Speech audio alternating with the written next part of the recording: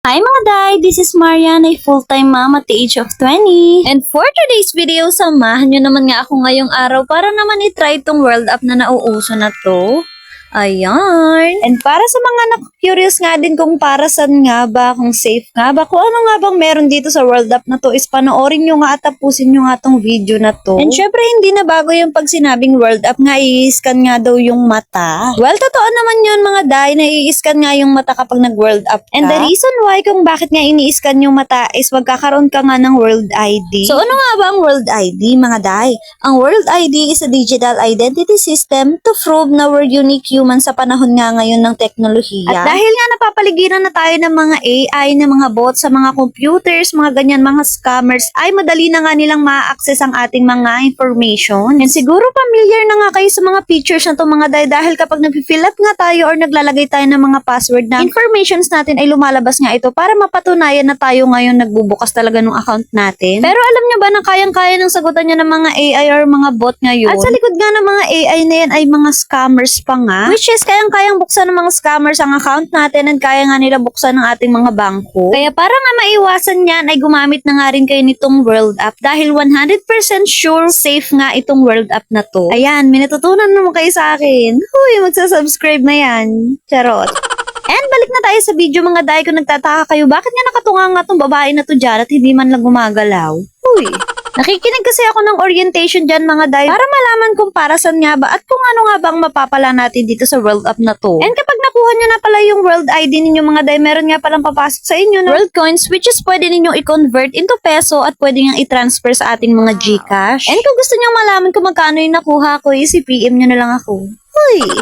At dahil nga mahal na mahal ko kayo, tuturuan ko kayo at i-assist ko kayo kung paano nga paganahin itong world up na to. At syempre 100% ko kayong tutulungan. Ganyan kayo kalakas sa akin. And sa time na to, tapos na nga akong mag-world up at nakuha ko na nga yung aking world ID. Kaya naman nandito muna kami sa may avocado kineme para bumili. Yung flyers nga pala na hawak ni partner ko dyan ay binigay para nga malaman ko paano natin matatransfer yung world coins sa ating mga GCash.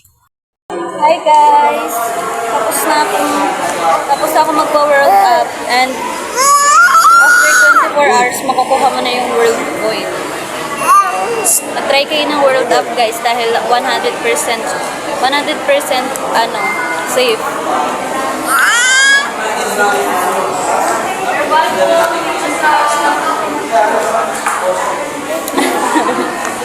Yan dito. Mama. Mama. Pugi! Ayaw nga, ayaw mo na. Hawakan mo na.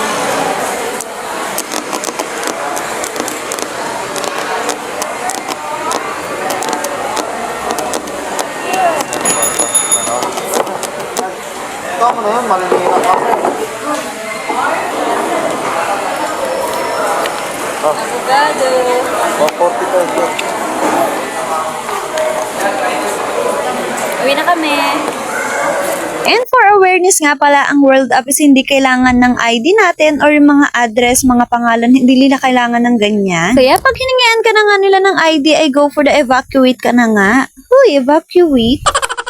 Wag ka nga magbibigay ng identity mo para nga hindi ka nga maha. Dahil sa panahon nga natin ngayon, ang mga scammers nga ay sobrang tatalino na dahil nga sa teknolohiya. Kaya kung scammers ka't natatamaan ka, mag-scroll down ka na. Uy, hindi. Balik na tayo sa video. Ito nga, naghahanap na nga kami ng aming masasakyan. And alas 11 na nga ng oras na to. Kaya ayan, sobrang tirik ng araw. At dahil alam nyo naman na ang pamilyang tong tamad magdala ng payong. Syempre, alam nyo naman kapag foreigner, namumula-mula lang kapag naaarawan. Uy, feeling. And nandito nga pala kami sa may Antipolo Triangle dahil ito nga yung pinakamalapit na orb sa amin. And dito nga marami nagpapaska ng kanilang mga eyeball. Uy, eyeball. At eto nga papakita ko sa inyo na kahit pauwi nga kami ay napakaraming tao pa nga rin nakapila dito sa may Antipolo Triangle. And yung orientation nga pala mga day, sobrang saglit nga lang talaga. Hindi kayo maiinip doon at meron pa kayong matututunan. Kaya kung gusto nyo rin ay i-assist ko nga kayo at hindi nga ako hihingi ng kahit na anong kapalit.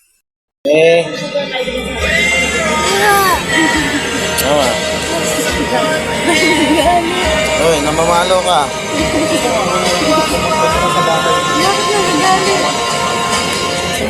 So, ayun guys, nakauwi na kami and inabot kami ng 1 oras sa biyahe dahil nga sobrang traffic sa may Antipolo. And yung World Coins nga pala is matatanggap ninyo 24 hours pa. Ayan, pero very worth it naman yung pinunta namin doon dahil sa World ID naman yun and mapapakinabangan ko naman talaga siya. Ayun, kaya i-try nyo na kung gusto niyo din na magpa-world up, pwede kayo magpa-assist sa akin, i-PM nyo lang ako dito sa aking FB. Yan lang naman ang ganap ko for today's video, kaya pa-like, follow, and share ng page ko guys. Salamat!